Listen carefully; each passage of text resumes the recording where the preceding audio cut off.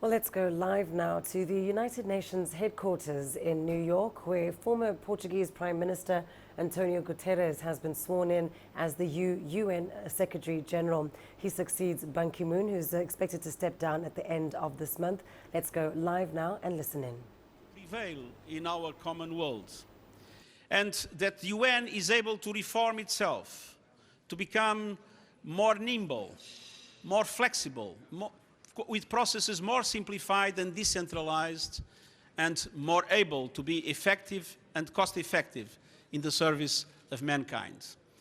This is a very ambitious agenda, an agenda that must be an agenda for both women and men, and that is why parity is so important in our reform perspectives, and that is why the empowerment of women is so important in everything the UN will be doing around the world. As I said, I feel humbled with this opportunity, and the only thing I want is to be able to correspond to the expectations that were put in me, serving our common humanity. I am at your disposal for... Well, there is Antonio Guterres, the new UN Secretary General. Of course, the 67-year-old served as the Prime Minister of Portugal from 1995 to 2002 and the UN High Commissioner for Refugees from 2005 to 2015.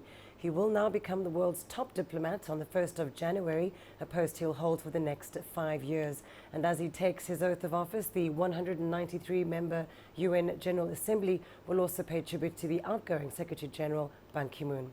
Well, here's more now on Guterres from Lillington.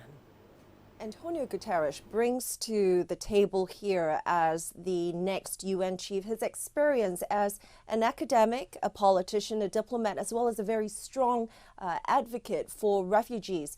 Now, he was the former Prime Minister of Portugal for 2 terms, serving from 1995 to 2002, and he was also the President of Portugal's Socialist Party. He became the UN High Commissioner for Refugees, that is the Refugee Chief of the United Nations, in 2005 and served until the end of last year. Now, as the UN High Commissioner for Refugees, he was credited for streamlining the department that's based out of Geneva, the UN refugee headquarters out of Geneva. But while he was based there, he was seen most often on the ground among refugee men, women and children at refugee camps advocating for their cause. Now, he was also credited for appointing the Hollywood actress Angelina Jolie as his special envoy. And in so doing, he had propelled the refugee crises to the forefront of the public consciousness. Guterres ran alongside numerous other candidates for this position and emerged over the grueling selection process, emerged as a very strong candidate in large part because of his time served as the UN High Commissioner for Refugees.